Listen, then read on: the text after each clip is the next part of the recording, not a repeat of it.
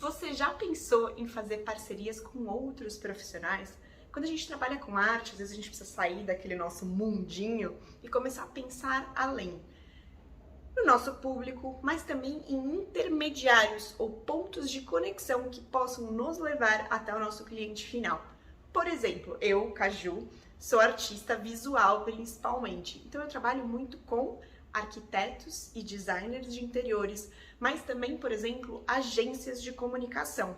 Vou explicar. Arquitetos e designers de interiores trabalham com o cliente final, então eu poderia, Caju, inserir arte diretamente para os meus clientes colecionadores na casa deles. Mas ao criar uma rede de conexão, por exemplo, entre arquitetos e designers de interiores, eu posso também justamente conectar e amplificar isso, porque eu tenho um limite físico, ele é grande, mas existe um limite físico de contatar as pessoas ou de ter um approach com os meus colecionadores. E quando eu crio essas parcerias, por exemplo, com estes intermediadores que também usam da arte como parte dos seus projetos, percebe como a minha rede de conexão e de contato, ela se multiplica? Deixa de ser só eu e eu uso essas pessoas, né, no bom sentido, para fazer essa espalhada, né? Então eu faço um trabalho ativo de prospecção e de apresentação do meu trabalho para esses possíveis intermediadores. Como eu falei, isso ajuda a multiplicar, né, os seus pontos de contato. É quase também como o papel de uma galeria. Se você vende obras, você também pode vender através de pontos de contato, porque nós, artistas, muitas vezes, também temos que ter tempo para focar na nossa criação, ou queremos ter tempo, afinal é o que a gente ama fazer, né? Mesmo que tenha que fazer 1000 departamentos ao mesmo tempo. Mas o ponto é... percebe como é um pensamento lógico de estratégia de multiplicação de pontos de contato?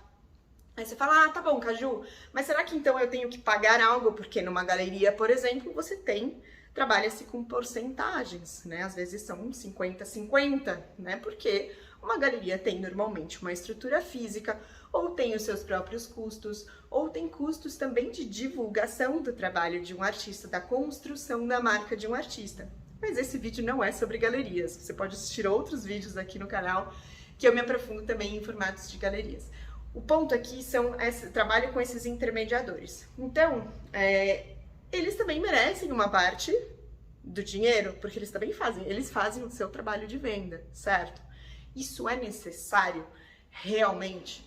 Não necessariamente. No mundo da arquitetura, tem um termo que se chama RT, que talvez você já tenha ouvido falar, que é a reserva técnica. O que é a reserva técnica no meio da arquitetura? Quando os arquitetos indicam fornecedores que podem ser desde lojas de decoração, móveis, por exemplo, ou mesmo também revestimentos ou outras coisas que estão envolvidas num projeto de arquitetura, normalmente existe uma RT. Isso é, o cliente, o arquiteto, ele indica os fornecedores. Quando o cliente fecha esse contrato, a loja dá uma RT, uma reserva técnica, pela indicação para os arquitetos e designers de interiores. Por isso, muitos arquitetos e designers têm parcerias com certos fornecedores que eles confiam, que tem uma relação de ganha-ganha, de credibilidade, e todo mundo sai ganhando, percebe? Todo mundo trabalha assim? Não, porque tem arquitetos que não necessariamente acreditam na RT, porque, por um lado, sim, ele ganha pela indicação do fornecedor, mas, por outro lado, ele pega um valor além da proposta do orçamento do projeto que ele já cobrou do cliente dele, ele ganha mais dinheiro. Então, existem várias estratégias aí. Eu não vou falar exatamente do mercado da arquitetura, poderia até falar, porque eu já fui arquiteta, sou arquiteta, mas não trabalho mais na área. Mas existem arquitetos que fazem questão de cobrar RT das lojas, porque às vezes justamente conseguem ter uma renda maior.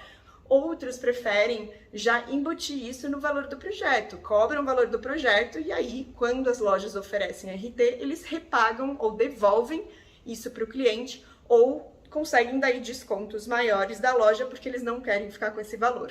Esse é um parâmetro geral, tá bom? Agora, se a gente aplica esse cenário para o cenário de nós artistas, certo? Também pode existir a RT, porque você não deixa de ser um prestador de serviço ou um fornecedor da sua arte, assim como um objeto decorativo, mas a experiência da arte, o arquiteto ou o designer, ele pode cobrar pela sua indicação, ou ele pode ter um lucro pela sua indicação. Qual que é a vantagem de você, por exemplo, oferecer isso, ou às vezes os arquitetos pedem isso para nós também? Existe os dois, como eu falei, tem arquitetos que gostam de trabalhar com RT, porque eles têm um lucro ali em cima disso. Ou não, porque muitos arquitetos também acreditam que, justamente, ou já cobraram por essas indicações, né, por esse portfólio de fornecedores, de prestadores de serviço de qualidade ou de confiança no próprio projeto, porque isso faz parte do trabalho deles. Então tem de tudo. Tá, vamos falar da nossa posição como artista. O que a gente pode fazer ou não, né? Claramente aqui. Você pode, por exemplo, quando você está prospectando, trabalhar com parcerias desse tipo, você pode oferecer isso num primeiro e-mail de contato. Por quê? Porque isso pode se tornar um atrativo para os arquitetos e designers que talvez não te conheçam ainda, que você está querendo de fato construir uma parceria ganha-ganha. Olha, você não me conhece, mas eu também quero que você ganhe com essas indicações. Vamos construir essa parceria de confiança, onde eu te ofereço 5 a 10%, normalmente RTs giram em torno de 10%, tá? Não mais do que isso, quando a gente fala do mercado da arquitetura.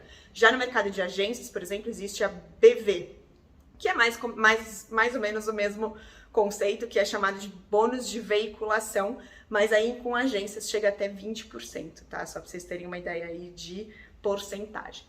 Mas vamos lá, então você poderia contatar novos arquitetos, possíveis novos parceiros, oferecendo isso como um bônus, porque isso pode se tornar um atrativo, porque o cara fala assim, pô, eu não te conheço, né, artista, mas você tá me oferecendo também me pagar por esse serviço de indicação. Quer dizer que ele de fato vai indicar? Não. Quer dizer que a parceria vai dar certo? Não necessariamente. É uma garantia? De forma alguma. Mas pode ser um atrativo para a pessoa começar a te inserir, caso isso seja, por exemplo, algo que motiva a pessoa. Eu já fiz isso em alguns momentos, quando eu estava também prospectando. Alguns disseram, não, que a gente não trabalha com RT, a gente vai te indicar, porque a gente acredita no seu trabalho, que a gente ama o seu trabalho, e a gente vai ficar muito feliz se os nossos clientes tiverem esse trabalho, a gente não quer ganhar nada com isso, a gente prefere que você dê um desconto para o cliente final. Acontece. Mas também acontece em escritórios onde eles querem sim a RT, porque eles podem ganhar em cima, e eles estão todos no direito, porque eles vão ser um ponto de conexão e fazer uma ponte, e também podem cobrar por esse trabalho, e tá tudo certo, não tem cenário certo ou errado. Tem o que funciona para você e com o seu possível parceiro ou parceira aí com quem você for trabalhar. Então essa conversa aberta é sempre muito importante, tá bom? Porque a ideia, quando você trabalha com parcerias, é sempre somar, multiplicar, né? Você não vai sair ganhando em cima de ninguém, e a ideia é que ninguém ganhe em cima de você também. Então existem também algumas formas que você pode se proteger nesse sentido de RTs ou BVs, por exemplo. Como que eu trabalho? Eu trabalho quando existem RTs. Hoje em dia, cada vez menos, porque os arquitetos que eu trabalho eu já conheço há muito tempo. E a gente se ajuda, né? Porque às vezes eu indico, as pessoas indicam, e a gente vai construindo isso. Mas às vezes eu também ofereço e às vezes me pedem. Tem arquitetos que falam, olha, Caju, te encontrei, gostaria de te inserir num projeto, e eu trabalho com RT. Tudo certo, né? No nosso papel como artista, a gente pode já incluir isso na nossa proposta. Não é bonito, né, profissionalmente falando, o cliente final necessariamente saber disso, tá? Por quê? Porque pra ele não interessa quem tá ganhando o quê ali na história, sabe? Pode ser transparente? Pode. É necessário? Não. E eu indicaria não. O valor da sua arte final, o importante é que, independente se aquele cliente encontrar a sua arte através de um terceiro, seja, né, um intermediador, uma ponte, seja um galerista, um representante, um agente ou um arquiteto, que o preço final que ele vai pagar, independente do lugar onde ele vai encontrar a sua arte, seja o mesmo. Porque senão, você já pode imaginar o que pode acontecer. Se ele vai numa galeria, tem um preço, ele fala com você, tem um preço, ele fala com o arquiteto, tem um preço. E aí, qual é o preço da sua obra? Né? Isso gera uma confusão também no seu público, no seu colecionador. Então é importante que o preço final, o valor da sua arte final, seja o mesmo em todo o mercado. E como que você faz isso então? Claro, putz, Caju, se eu trabalhar com uma galeria ou com uma ponte dessa, eu vou perder uma porcentagem? Sim e não. Você vai perder uma porcentagem do valor final, porque se o cliente, o colecionador chegar diretamente em você, o 100% do valor é seu. Agora pensa, como eu falei no início desse vídeo, essas pessoas elas vão ser pontes, né? Então você pode multiplicar os seus pontos de contato. Logo, você também pode pagar um bônus para elas, uma porcentagem para essas pessoas, porque elas estão fazendo o seu trabalho de venda e você consegue escalar e crescer os seus pontos de contato. Sacou? Sacou, brother? Sister, whoever you are. A questão é, vocês entenderam o cenário? Então isso é importante a gente refletir, pensar e né, ponderar. Então isso, o valor final tem que ser o mesmo, porque isso pode ser ruim para você e para o seu valor de mercado em geral.